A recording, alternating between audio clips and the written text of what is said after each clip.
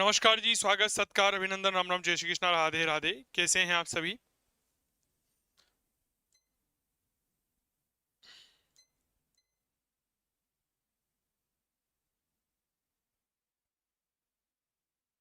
चलिए, नमस्कार जी, स्वागत, सत्कार, अभिनंदन, राम राम, जय श्री कृष्णा, राधे राधे। कैसे हैं आप सभी? उम्मीद करता हूं आप सभी स्वस्थ होंगे, मस्त होंगे, तंदुरुस्त होंगे और मेरे साथ यानी कि चंदू जैन के साथ इतिहास विषय की चर्चा करने के लिए बिल्कुल तैयार होंगे। आइए बात करते हैं। मेरे प्यारे साथियों, राजस्थान के इतिहास को हमने प्रारंभ कर लिया था और राजस्थान के इतिहास के परिप्रेक्ष्य में हमने बात कर ली थी हमारे कई महत्वपूर्ण राजवंशों के बारे में। हमने अंतिम बात महाराणा प्रताप और राणा सांगा के समर्थन में की थी, उनके योगदान के बारे में की थी। हल्दी घाटी के युद्ध को बड़े विस्तार से हमने जाना था। क्या ये बात क्लियर हो गई? तो आइए आज हम उसी बात को आगे बढ़ाते हैं, उसी परिचर्चा को थोड़ा आगे बढ़ाते हैं और आज हम दो अध्यायों पर चर्चा करते हैं। पहला नाम आता है राजा मान सिंह का। बताओ भाई, पहला नाम क्या आता है? राजा मानसिंह का।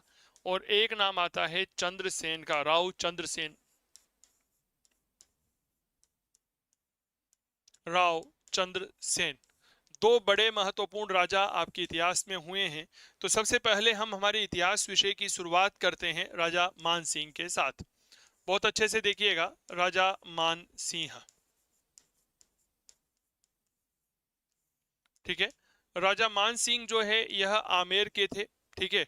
आमेर में अगर मैं बात करता हूं तो भगवान दास राजा हुए हैं, भगवान दास के पुत्र थे और भारमल के यह पोते थे। 1550 में मौजमाबाद में जन्म हुआ और भगवान दास की मृत्यु के बाद बिहार के पटना में 1589 में अपना राज्याभिषेक संपन्न करवाते हैं और 1614 ईस्वी तक यह रहते हैं। क्या ये बात क्लियर हो गई? तो आइए हम इसी चर्चा को आगे बढ़ाते हैं। राम राम भाई रवि, बहुत बहुत स्वागत है। तो मेरे प्यारे साथियों, याद रखिएगा 1589 से 1614 ईस्वी तक। ठीक है। कौन था यह भारमल? थोड़ा सा इनके बारे में पढ़िएगा। तो भारमल के पोते थे, भारमल के पौत्र वह मेरे प्यारे साथियों भगवान दास के पुत्र। क्या ये बात क्लियर हो गई? 1550 में मौजमाबाद में इनका जन्म होता है। 1550 में मौजमाबाद में जन्म हुआ। अरे बताओ, क्या ये बात क्लियर हो गई? कहाँ जन्म होता है? याद रखना भाई साहब, मौजमाबाद में। कब हुआ? 1550 में हुआ। अब यहाँ पर एक बात समझिए, 1562 ईस्वी में अकबर जो है वह भारमल की पुत्री हरकाबाई के साथ विवाह कर लेता है। तभी मेरे दोस्त मान सिंह जो है वह अकबर के दरबार में चला जाता है। यानी कि जब अकबर के दरबार में गया तब मान सिंह की उम्र कितनी थी? 12 वर्ष थी। तो मान सिंह और अकबर के बीच में एक अजब गजब जो है वह सामंजस्य स्थापित हो गया। अकबर मान सिंह की वीरता से, मान सिंह के चातुर्य से, मान सिंह की बुद्धिमता से, मान सिंह के युद्ध कौशल से, मान सिंह की वाक चातुर्य बुद्धि से बड़ा प्रसन्न हुआ। अकबर ने इसे फरजंद की उपाधि प्रदान करी। फरजंद का तात्पर्य होता है पुत्र के समान अधिकार वाला, और पहले 5,000 का फिर बाद में 7,000 का मनसब प्रदान किया था और अपने नवरत्नों में शामिल किया। क्या ये बात क्लियर हो गई? तो मेरे दोस्त याद रखना, 12 वर्ष की उम्र में ही, 12 वर्ष की जब उम्र थी तो ये कहाँ चले गए? तो याद रखिएगा, अकबर के दरबार में चले गए। अकबर के दरबार में चले गए। अकबर ने मेरे प्यारे साथियों इन्हें फरजंद की उपाधि दी। कौन सी उपाधि दी भैया? याद रखना जी, फरजंद की उपाधि। अब यहां पर जो शब्द आया है ना फरजंद, इसका शाब्दिक अर्थ होता है पुत्र के समान अधिकार वाला। पुत्र के समान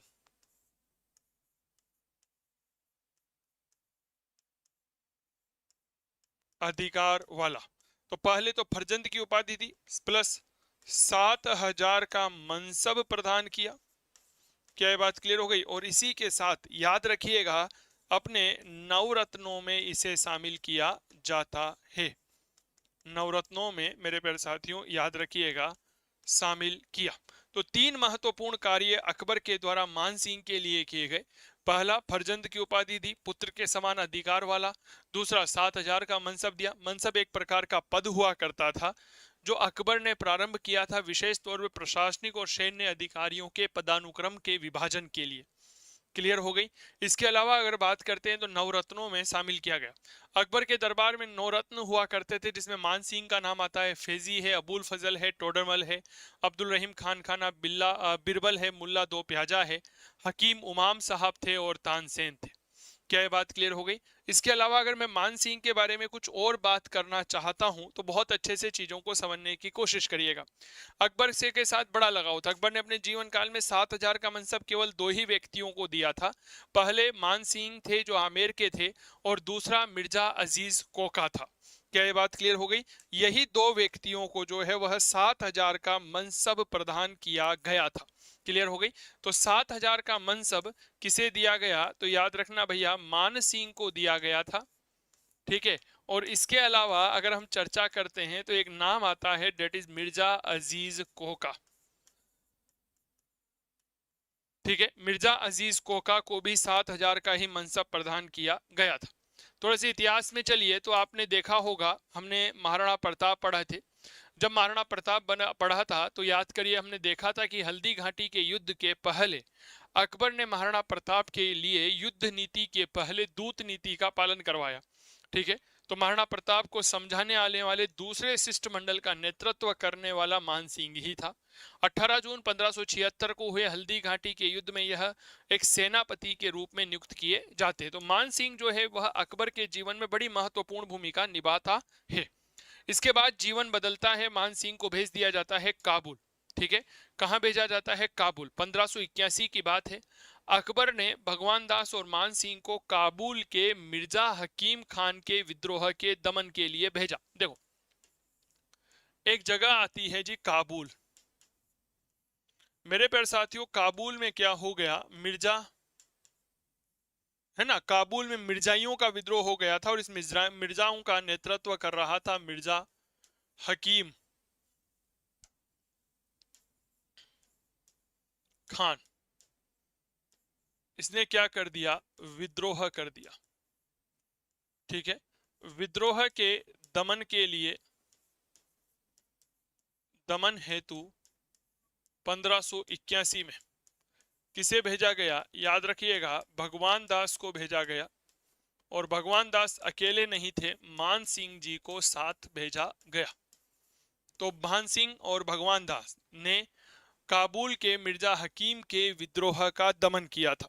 याद करो, भी कुछ समय पहले सहायक पुरालेखपाल का पेपर हुआ था, आर्कियोलॉजिस्ट जो होता है, ठीक है ना, उसका पेपर हुआ। उसमें एक सवाल पूछा गया था कि बताओ, भारमल ने अपने बिहार अभियान के दौरान किस राजा को पराजित किया। मेरे प्यारे साथियों, मैं बरसों से पढ़ा रहा हूं ये सब चीजें, और हमेशा आप 2016-17 के भी रजिस्टर उठाओगे ना मेरे, तब भी आपको यह नाम वहां पर दिख जाएगा। क्या ये बात क्लियर हो गई। और जब इस विद्रोह का दमन किया गया तो अकबर ने मान सिंह को काबुल का सूबेदार बना दिया। क्या ये बात क्लियर हो गई। इसके बाद इसने बिहार के पूरणमल का दमन किया। इसके बाद आगे बढ़िएगा तो बिहार में शासक हुआ करता था जी पूरणमल। इस पूरणमल ने भी क्या कर दिया, याद रखिएगा, विद्रोह कर दिया। और इसका दमन किसने किया, याद रखना, मान सिंह ने किया था। अब यहां पर एक बात समझिए, जब मान सिंह बिहार अभियान पर था तो इसी दौरान इसको एक सूचना मिलती है। सूचना 1589 में मिली, पटना में मिली।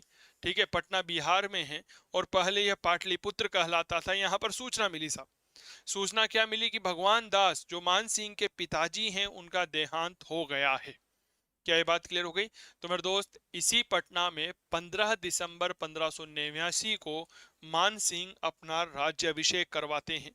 तो पटना में क्या हुआ, याद रखिएगा जी, राज्याभिषेक संपन्न होता है। तारीख 15 दिसंबर सन 1589 की थी। ये बात थोड़ा सा अगर आप याद रखना चाहें तो याद रख सकते हैं। क्लियर हो गई। इन्हें इस समय 5,000 का मनसब और कहीं ना कहीं राजा की उपाधि प्रदान की गई थी। भगवान दास की मृत्यु मूल रूप से मुगलों के लाहौर अभियान के दौरान हुई थी। क्या ये बात क्लियर हो गई क्या। एक बार क्लास को शेयर कर दिया करो आप सभी प्यारे साथीगण, जितने भी विद्यार्थी हैं। क्या ये बात क्लियर हो गई। एक बार क्लास को शेयर कर दिया करो ताकि आपको जो है कहीं सारी जानकारियां प्राप्त हो सके। क्लियर हो गई। मेरे दोस्त उड़ीसा इसके बाद नियुक्त किया जाता है और उड़ीसा में 1590 में एक रामपुर का युद्ध हुआ। उसमें मान सिंह जो है वह कुतलू खान से पराजित हो जाता है, ठीक है। और उड़ीसा में नासिर खान को भी यह पराजित कर देता है, कब? 1592 में। तो इसके बाद की अगर थोड़ी सी चर्चा करते हैं तो उड़ीसा अभियान किया जाता है।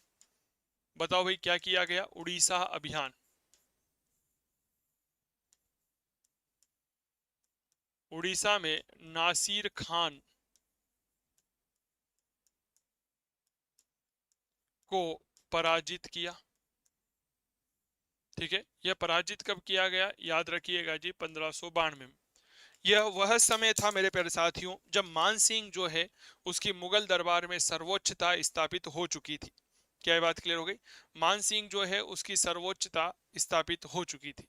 इसके बाद इसे बंगाल भेज दिया गया और बंगाल में शासक था केदार, उसे पराजित करा। घटना है लगभग 1594 की, तो लिखिएगा बंगाल अभियान। बंगाल में केदार को पराजित किया और यह 1594 की बात है। बताओ क्या ये बात क्लियर हो गई? अब हम चर्चा कर रहे थे मान सिंह की। मान सिंह जी अपने जीवन काल में कुल मिलाकर के 3 मुगल प्रांतों के सूबेदार रहे। 3 प्रांतों का सूबेदार मान सिंह को बनाया गया था। अब यहाँ पर कुछ बातें जो आप लोगों को समझनी चाहिए वह समझिएगा। सबसे पहले मान सिंह को 1585 से लेकर के 1587 तक काबुल का सूबेदार बनाया गया। 1587 में इनका तबादला कर दिया गया बिहार। बिहार में यह 1594 तक रहे और फिर अगले 10 सालों तक यानी कि 1604 तक यह बंगाल अभियान में रहे थे। क्या ये बात क्लियर हो गई? तो समझिएगा, सबसे पहले काबुल का सूबेदार बनाया गया। यह 1585 में इन्हें काबुल का सूबेदार बनाया गया था और यह 1587 तक यहाँ पर रहते हैं। इसके बाद यह आ जाते हैं बिहार और बिहार में 1587 से लेकर के 1594 तक सूबेदार रहे। इसके बाद यह आ गए बंगाल और बंगाल में 1594 से लेकर के 1604 ईस्वी तक सूबेदार रहे। वह कहते हैं मेरे प्यारे साथियों, देखो हमारे उत्तर भारत के राजाओं के लिए दक्षिण अच्छा नहीं था। औरंगजेब के बारे में हम पढ़ते हैं कि साहब दक्षिण में गया और दक्षिण में ही रह गया। इसीलिए औरंगजेब के बारे में क्या कहा जाता है कि दक्षिण के नासूर ने औरंगजेब को बर्बाद कर दिया। क्या बात क्लियर हो गई? जैसे नेपोलियन बोनापार्ट जो फ्रांस का सम्राट था, उसके बारे में क्या कहा जाता है कि स्पेन के नासूर ने नेपोलियन को बर्बाद कर दिया। ठीक उसी प्रकार कहा जाता है कि दक्षिण के नासूर ने औरंगजेब को बर्बाद कर दिया था। मेरे प्यारे साथियों, बंगाल के नासूर ने मान सिंह को बर्बाद कर दिया। बंगाल अभियान पर गया। बंगाल अभियान पर जब ये गया तो मेरे दोस्त बात है लगभग 1597-98 के आसपास की बात है। मान सिंह के 3 पुत्र जो है वह यहाँ पर मृत्यु हो गई, दुर्जन सिंह, हिम्मत सिंह और जगत सिंह। तो मान सिंह के अपने कितने पुत्रों की मृत्यु बंगाल अभियान के दौरान हुई थी? 3 पुत्रों की मृत्यु हो गई बंगाल अभियान के दौरान। मान सिंह के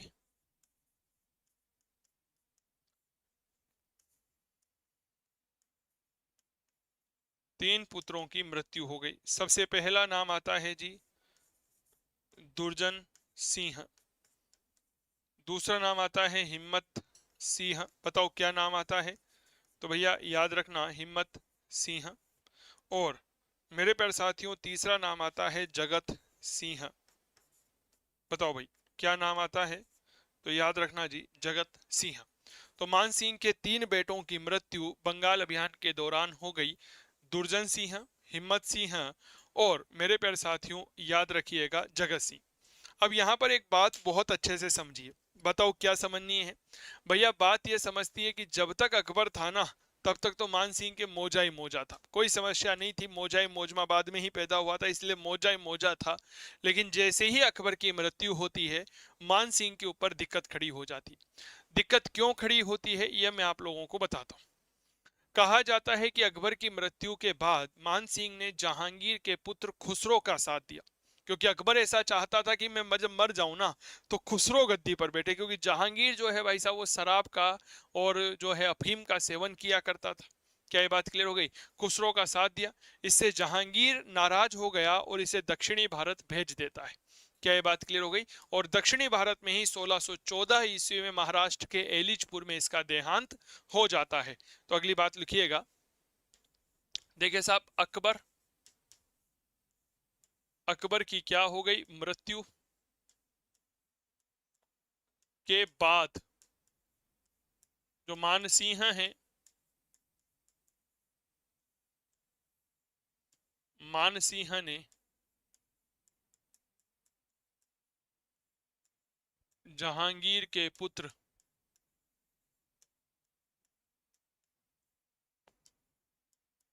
खुसरो का समर्थन किया। अब भाई साहब इस समर्थन से हो गया नाराज कौन? बाबा जहांगीर। जहांगीर मान सिंह से नाराज हो गया, मान सिंह से नाराज हुआ। जहांगीर ने मान सिंह को दक्षिण भारत भेज दिया, मान सिंह को दक्षिण भारत भेज दिया। अभी याद करो, मैंने बंगाल अभियान के दौरान आप सभी प्यारे साथियों से एक बात कही थी। अगर चीजें क्लियर हो रही हो कमेंट कर जरूर किया करो। क्लास में क्लास कैसी लग रही है ये हमें जरूर बताया करो, ठीक है? ताकि आपके ये कमेंट जो है ना, ये हमें मोटिवेट करते हैं आगे बढ़ने के लिए कि हाँ अभी कुछ और हमें मेहनत करनी है। क्या ये बात क्लियर हो गई? तो मेरे प्यारे साथियों यहाँ पर बातों को समझिए। मान सिंह को दक्षिणी भारत भेज दिया गया। जहांगीर जो है यह मान सिंह से नाराज हो गया, और मैंने इसी समय कहा था कि भाई साहब दक्षिणी भारत एक ऐसा क्षेत्र है हमारे उत्तर भारतीय राजाओं के लिए कि वह उनके लिए उचित नहीं होता। वो कहते हैं ना, भोजन पचता नहीं है जी, इस तरह से समझिएगा। और जो भोजन पचता नहीं है ना, वह नासूर बन जाता है। तो जहांगीर ने मान सिंह को दक्षिणी भारत भेजा और 1614 में महाराष्ट्र के एलिचपुर में देहांत हो गया। ठीक है, तो आओ इनकी मृत्यु के संदर्भ में बात कर लेते हैं। तो मेरे दोस्त याद रखना, 1614 ईस्वी में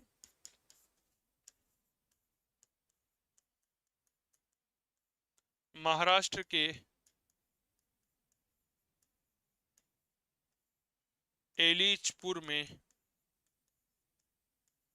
देहांत। क्लियर हो गया? 1614 में महाराष्ट्र के एलिचपुर में मान सिंह का देहांत हो गया। ये था मेरे प्यारे साथियों एक प्यारा सा इतिहास मान सिंह जी का। लेकिन हम इस इतिहास को थोड़ा सा अगर और आगे जानते हैं तो एक बात समझिएगा, मान सिंह जी का स्थापत्य भी बड़ा महत्वपूर्ण है और मान सिंह का साहित्य बड़ा महत्वपूर्ण है। तो थोड़ा सा स्थापत्य को यहाँ पर जरूर देखेंगे। क्या पढ़ना है भैया? याद रखिएगा जी, हमें पढ़ना है मान सिंह का स्थापत्य।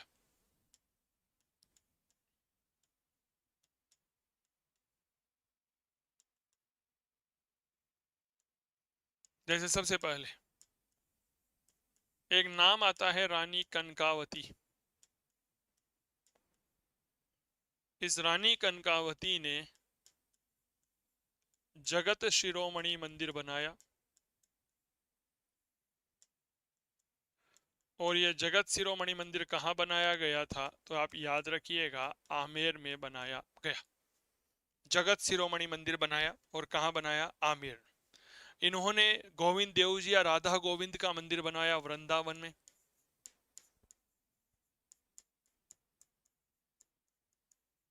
राधा गोविंद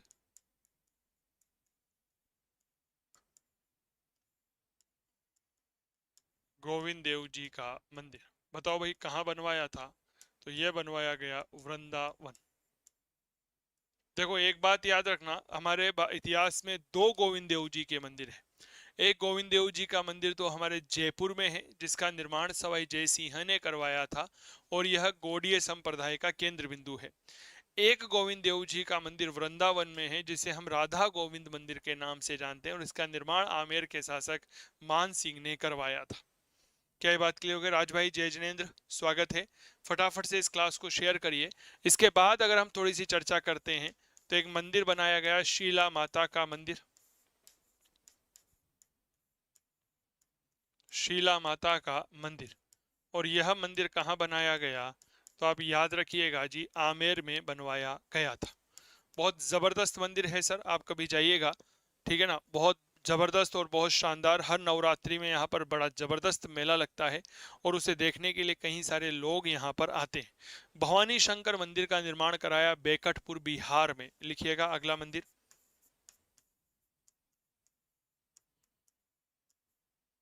भवानी शंकर मंदिर, यह मंदिर कहाँ बनवाया? यह बनवाया जी बेकटपुर में। बेकटपुर कहाँ पर है? याद रखिएगा बिहार में, क्योंकि बिहार के सूबेदार रहे थे ना 1587 से 1594 तक। क्लियर हो गई। चलिए, इसके अलावा इन्होंने अकबरपुर नाम का एक कस्बा बसाया बंगाल में। लिखिएगा।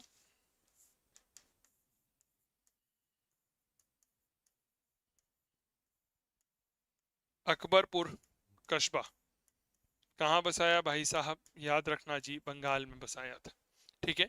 इसके अलावा अगर मैं बात करता हूं तो इन्होंने पंचमहला नामक एक महल बनाया बैराठ में। ठीक है, लिखो।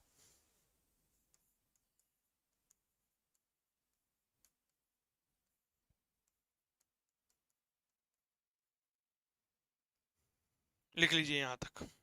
पंचमहल नामक महल का निर्माण करवाया था। यह निर्माण करवाया गया बिहार में।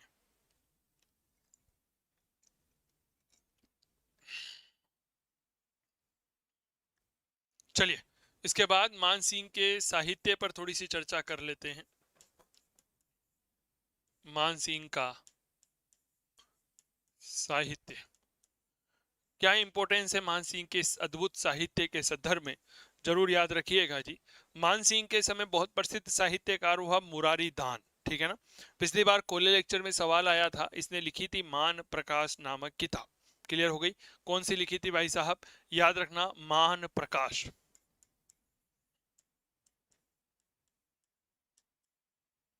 मुरारी दान।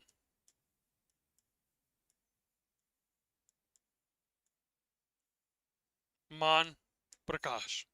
तो मान सिंह का यह साहित्य है। मुरारी दान जो है, इन्होंने मान प्रकाश लिखी। पंडित जगन्नाथ हुए, इन्होंने मान सिंह कीर्ति मुक्तावली नाम की किताब लिखी थी। लिखिएगा जगन्नाथ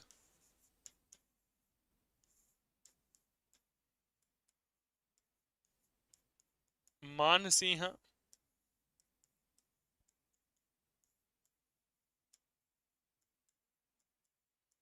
कीर्ति मुक्तावली की रचना इन्होंने की थी। मान सिंह ने किताब लिखी मान सिंह कीर्ति मुक्तावली। इसके अलावा दलपत राम, इन्होंने पत्र प्रशस्ति और पवन पश्चिम लिखा। राम राम योगेश।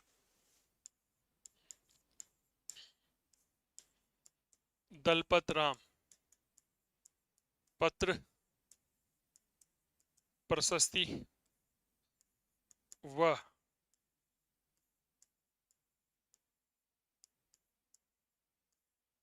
पवन पश्चिम। ठीक है, यह ठीक है, ये बात याद रखना। एक बार एक सवाल पूछा गया था, बहुत अच्छे से मुझे याद है, ये कोले लेक्चर का सवाल है आपके दलपत राम वाला। एक बार एक सवाल पूछा गया था कि मान सिंह के राजकवि का नाम क्या है।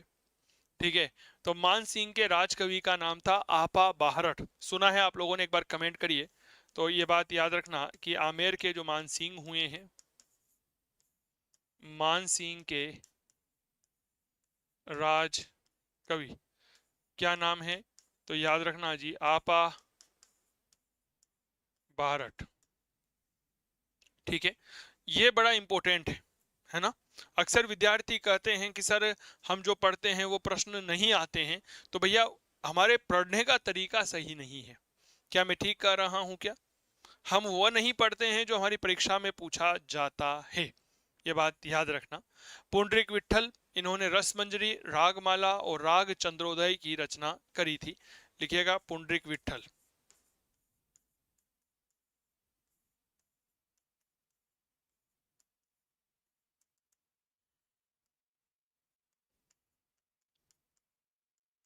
रागमाला बड़ी बहुत शानदार किताब है सर पुंडरीक विठल की। ठीक है ना। एक नाम आता है रस मंजरी। गुड्डी जी जय श्री राम, स्वागत है आपका। रस मंजरी, एक नाम आता है राग चंद्रोदय।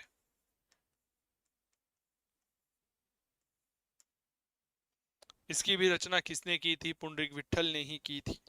लिख लो भाई साहब।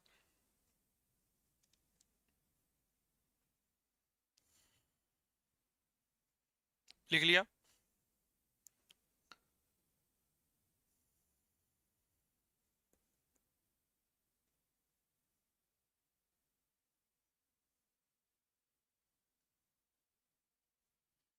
तो ये थे आमेर के मान सिंह जी। एक बार आमेर के मान सिंह पर थोड़ी सी निगाह आप डालिएगा तो आपको पता चलेगा कि आज हमने आमेर के मान सिंह के संदर्भ में क्या क्या बातें की है।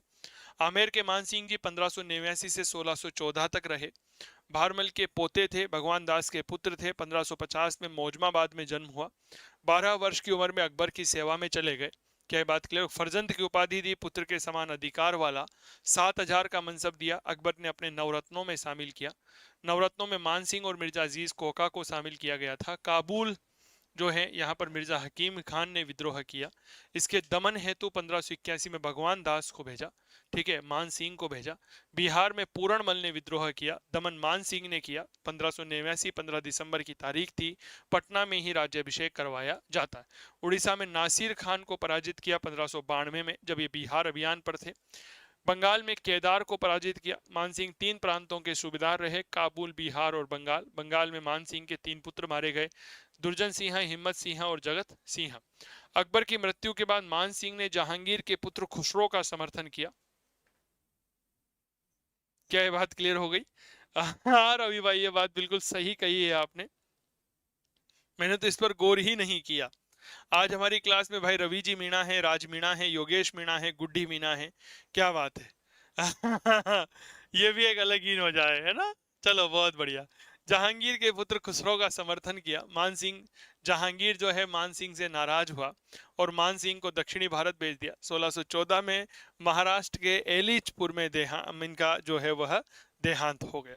बताओ भाई, ये बात क्लियर हो गई? चलिए साहब, हमारे मान सिंह जी ने कुछ स्थापत्यों का निर्माण करवाया। जैसे इनकी रानी थी कनकावती, इन्होंने आमेर में जगत शिरोमणि मंदिर बनवाया, वृंदावन में गोविंद देव जी का मंदिर, शीला माता का मंदिर आमेर में, बेकटपुर में भवानी शंकर का मंदिर, अकबरपुर कस्बा बंगाल और पंचमहल बेराठ में।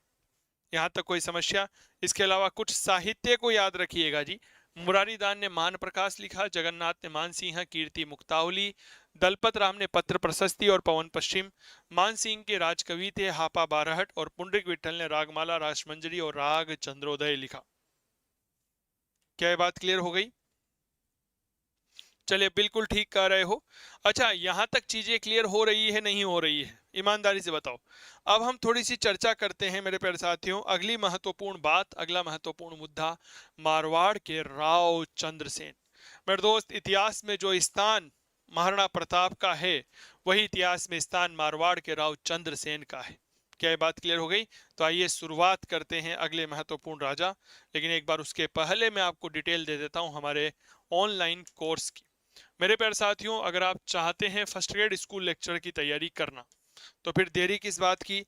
आज ही ज्वाइन करिए काव्य क्लासेस कोटा का मोबाइल एप्लीकेशन। जी हाँ, आप जो है वह गूगल प्ले स्टोर से काव्य क्लासेस कोटा का मोबाइल ऐप डाउनलोड कर लीजिए और यहाँ पर इतिहास विषय का ये ज़बरदस्त कोर्स जो चल रहा है, इसे ले सकते हैं। ठीक है, 49% के साथ ही स्कूल व्याख्याता द्वितीय प्रश्न पत्र नवीन पैटर्न पर आधारित है। Live class, doubt clearing session, topic wise test है, प्रिंटेबल नोट्स है, कंप्लीट कोर्स है, टाइम बाउंड है, यूजफुल है सभी पीजीटी परीक्षाओं के लिए। तो फिर देरी किस बात की? नहीं, जाना नहीं है मेरे दोस्त। वी नॉट से टू वेरी नाइस क्लास। अभी क्लास में तो हमारे मारवाड़ के राव चंद्रसेन के बारे में भी तो पढ़ना है। हाँ मेरे लाल, आ जाओ।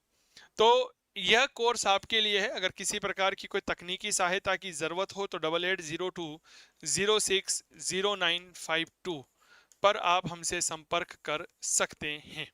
क्लियर हो गई? चलो साहब, आगे बात करते हैं हम इतिहास विषय के अंतर्गत, और हम बात कर रहे हैं राव चंद्रसेन के बारे में।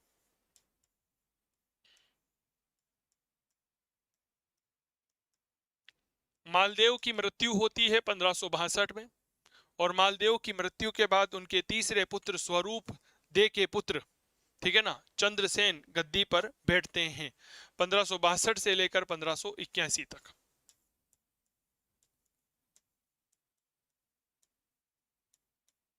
देखिए, कहानी की शुरुआत कब से करते हैं, थोड़ा सा समझिएगा।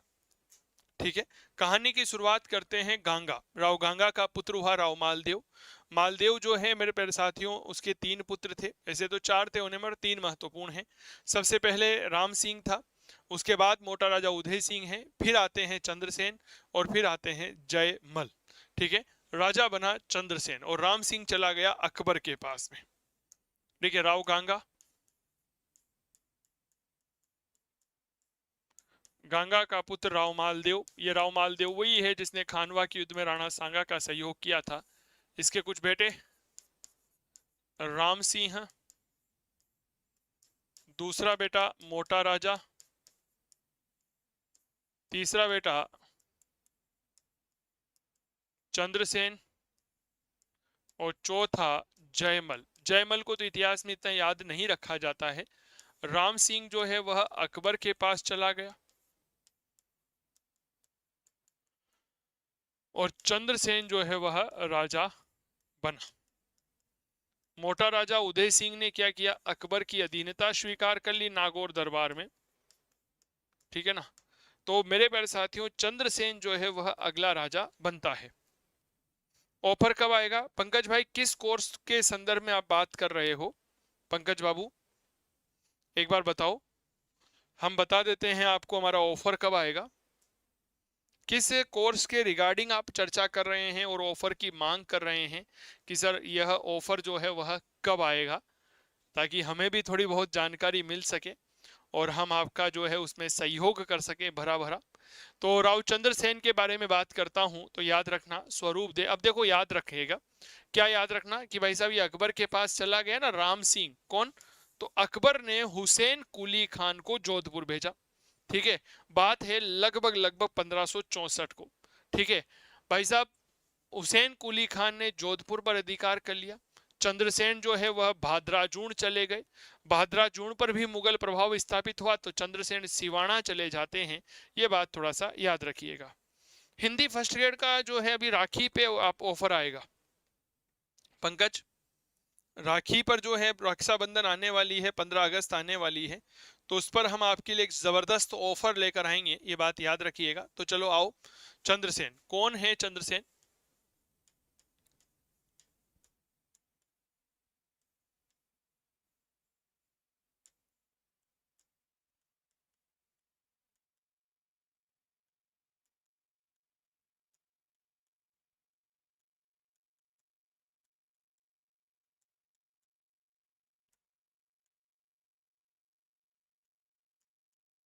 मालदेव और स्वरूप दे का पुत्र है, भाई राम सिंह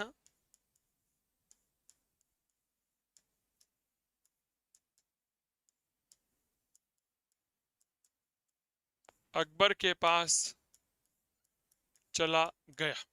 अब भाई साहब अकबर ने कर दी गड़बड़। अकबर ने हुसैन कुली खान को जोधपुर पर भेजा, जोधपुर भेजा। कुली खान को जोधपुर पर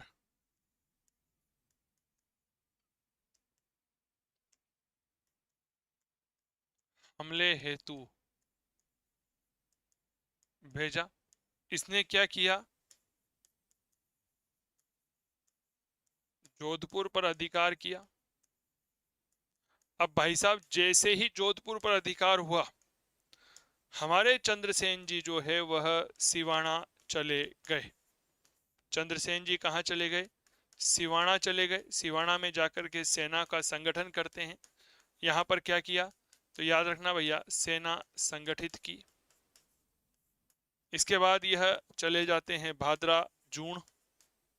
क्या ये बात क्लियर हो गई? कहाँ चले गए? भादरा जून चले गए, ये बात याद रखना। और भादरा जून से फिर इधर उधर रहे, ये बात थोड़ा सा याद रखिएगा। यहां तक कोई समस्या? इसको थोड़ा सा करेक्शन करेंगे। चंद्रसेन जो है वह सबसे पहले भादरा जून गए, क्लियर हो गई। और भादरा जून में जाकर के जो है इन्होंने क्या किया था, सेना का संगठन किया था। भादरा जून किया, यहाँ पे सेना संगठन किया इन्होंने। सेना संगठन करने के बाद यह चले गए सिवाना। अब जब ये तो सिवाना चले गए, हमले के लिए भेजा, बात है लगभग 1500 जो है 64 के आसपास की, ठीक है। अब इस वजह से जोधपुर का राज सिंहासन तो खाली हो गया, हुआ नहीं हुआ। तो मेरे प्यारे साथियों, अकबर यहां पर आयोजित करता है 3 नवंबर 1570 को नागौर दरबार। क्या ये बात क्लियर हो गई? अब नागौर दरबार की कहानी अपनी अलग कहानी है, इस बात को थोड़ा सा समझिएगा, ठीक है। अब देखो, अकबर अकबर ने 3 नवंबर 1570 में क्या आयोजित किया? तो भैया नागौर दरबार। नागौर दरबार का उद्देश्य क्या था? तो याद रखिएगा, इसका उद्देश्य था पश्चिमी राजस्थान पर नियंत्रण करना। कुछ लोग आए यहां पर जिन्होंने अकबर की अधीनता को स्वीकार कर लिया, जैसे जैसलमेर के हर्राय भाटी, ये आए और इन्होंने अकबर की अधीनता को स्वीकार कर लिया। बीकानेर का कल्याणमल आया, अपने 2 पुत्रों को साथ लाया, रायसिंह को लेकर आया और पृथ्वीराज राठौड़ को लेकर के आया। जोधपुर के मोटा राजा उदय सिंह ने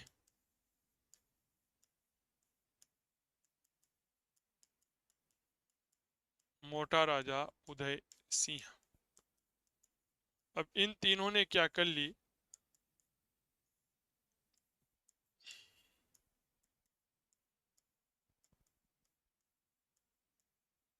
अकबर की अधीनता स्वीकार। इन्होंने कहा जी भाई साहब, माई बाप ही हमारे तो अकबर साहब है। क्या ये बात क्लियर हो गई? क्या कोई दूसरा माई बाप ही नहीं है? क्लियर हो गई। अब यहां पर अकबर खेला खल गया। इस अकबर ने नागौर में, बहुत अच्छे से समझिएगा, शुक्र तालाब का निर्माण करवाया। नागौर में किसका निर्माण करवाता है? याद रखिएगा, शुक्र तालाब बनवाया। अकबर ने जोधपुर का जो प्रशासक का पद है, यह प्रशासक का पद दिया राय सिंह को। राय सिंह कौन है? बीकानेर के कल्याणमल का बेटा है, इसे प्रशासक का पद दिया गया था। यहां तक कोई समस्या आप लोगों को नहीं होगी, यह बात याद रखना। अब मेरे प्यारे साथियों, अकबर ने कई सारे प्रयास किस लिए किए? ताकि वह चंद्रसेन को गिरफ्तार कर सके, लेकिन चंद्रसेन उनकी पकड़ में ही नहीं आए। चंद्रसेन राजस्थान के इतिहास के पहले राजा हैं जिन्होंने जीवन पर्यंत मुगल अधीनता को स्वीकार नहीं किया। इसीलिए चंद्रसेन को राजपूतों का आदर्श कहा जाता है और राजस्थान का दूसरा प्रताप कहा जाता है। मारवाड़ का प्रताप कहते हैं, प्रताप का अग्रगामी कहते हैं। दुर्भाग्य की बात यह रही कि इतिहास में दुर्भाग्य की बात यह रही कि इतिहास में चंद्रसेन को जो स्थान मिलना चाहिए था, वह स्थान इन्हें नहीं मिल पाया। इसीलिए इन्हें राजस्थान के इतिहास का भूला बिसरा राजा भी कहते हैं। 11 जनवरी 1581 को सारण की पहाड़ियों में, सोजत पाली में पड़ती है यह, राव चंद्रसेन की मृत्यु हो गई और 1581 में ही जोधपुर को खालसा घोषित कर दिया गया अकबर के द्वारा।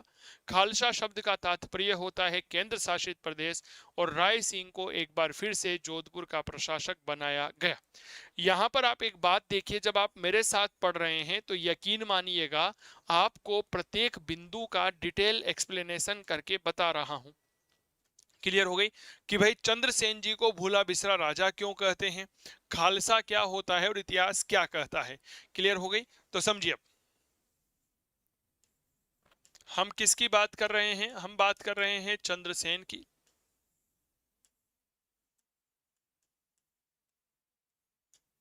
जीवन पर्यंत स्वतंत्र रहे, इसलिए क्या कहा जाता है जी? राजपूताने का आदर्श कहते हैं। बाद में इन्हीं के नक्शे कदम पर महाराणा प्रताप चले तो प्रताप के अग्रगामी कहलाते हैं, अग्रगामी कहलाते हैं। इन्हें क्या कहते हैं? याद रखिएगा, मारवाड़ का प्रताप कहते हैं। ठीक है, इतिहास में बुला दिया गया है तो इन्हें कहा जाता है राजस्थान का भूला बिसरा राजा। क्लियर हो गई? राजस्थान का भूला बिसरा राजा इन्हें कहा जाता है। कोई समस्या? मेरे प्यारे साथियों, आखिरकार वह दिन आ ही गया कि चंद्रसेन जी हमें छोड़ करके चले गए। 11 जनवरी सन 1581। जगह आती है सारण की पहाड़ियां। कौन सी पहाड़ियां? तो भैया याद रखिएगा जी, सारण की पहाड़ियां कहाँ पड़ती है? पाली। यहां पर इनका मृत्यु हो गई और इनकी मृत्यु के बाद क्या हुआ? जो अकबर है, इस अकबर ने मारवाड़ को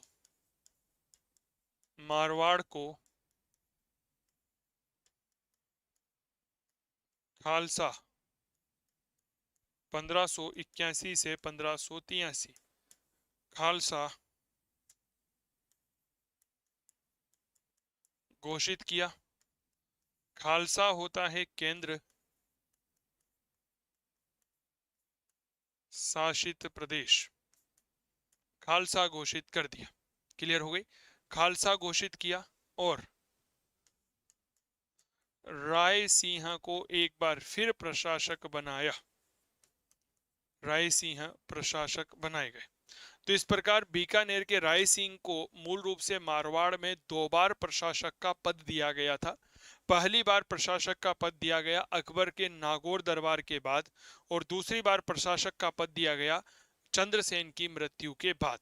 मारवाड़ को कुल मिलाकर के 2 बार खालसा घोषित किया गया। पहली बार खालसा घोषित किया गया 1581 में चंद्रसेन की मृत्यु के बाद और दूसरा खालसा 1679 में जसवंत सिंह की मृत्यु के बाद औरंगजेब ने खालसा घोषित किया था।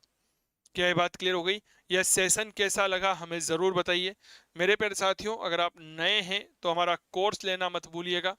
मेरा कोर्स चल रहा है फर्स्ट ग्रेड इतिहास विषय का। ठीक है, बड़ा जबरदस्त है। अगर आपका सपना है स्कूल व्याख्याता बनना तो यह कोर्स आपके लिए है। आज ही डाउनलोड करिए काव्य क्लासेस कोटा का mobile application. Interactive live classes हम आपको यहाँ पर दे रहे हैं, पीडीएफ नोट्स है, इसके अलावा टेस्ट सीरीज हम आपको यहाँ पर दे रहे हैं। कंप्लीट पैकेज है सर, जो करे आपके सपनों को साकार। तो फिर देरी किस बात की, आज ही जुड़िए हमारे साथ। हम हैं काव्य क्लासेस कोटा। ठीक है, mobile application Google play store से डाउनलोड कर सकते हैं और इसका लिंक हमने डिस्क्रिप्शन बॉक्स में भी कमेंट किया हुआ है। मेरे प्यारे साथियों, आज हमने चंद्रसेन जी के बारे में भी बात करी, हमने मान सिंह के बारे में बात करी। चंद्रसेन कौन है? मालदेव का बेटा था जो उसके बाद गद्दी पर बैठा। राम सिंह नाराज हो गया, अकबर के पास गया। अकबर ने हुसैन कुली खान को भेजा। घटना है 1564 की। जोधपुर पर अधिकार किया। चंद्रसेन भादराजून चले गए, वहां से सिवाड़ा गए। अकबर ने 3 नवंबर 1570 को नागौर दरबार का आयोजन किया। उद्देश्य था पश्चिमी राजस्थान पर नियंत्रण करना। जैसलमेर के हर्रायबाटी, बीकानेर के कल्याणमल, जोधपुर के मोटा राजा ने अकबर की अधीनता स्वीकार करी। अकबर ने नागौर में शुक्र तालाब बनाया और जोधपुर का प्रशासक बनाया, याद रखना, राय सिंह को। इसके बाद इतिहास बना चंद्रसेन जीवन पर्यंत स्वतंत्र रहे। राजपूताने का आदर्श है, प्रताप के अग्रगामी है, मारवाड़ के प्रताप है, राजस्थान का भूला बिसरा राजा है। 11 जनवरी 1581 को सारण की पहाड़ियों में मृत्यु हो गई। मृत्यु के बाद अकबर ने मारवाड़ को खालसा घोषित किया और राय सिंह को प्रशासक बना दिया। कोर्स के लिए आप आज ही काव्य क्लासेस कोटा का मोबाइल एप्लीकेशन डाउनलोड कर लीजिएगा। उम्मीद करता हूं यह सेशन आपको बहुत अच्छा लगा होगा। तब तक स्वस्थ रहें, मस्त रहें, तंदुरुस्त रहें और करते रहें इतिहास की बात चंदू जैन के साथ। नमस्कार, बहुत बहुत धन्यवाद। Thank you so much.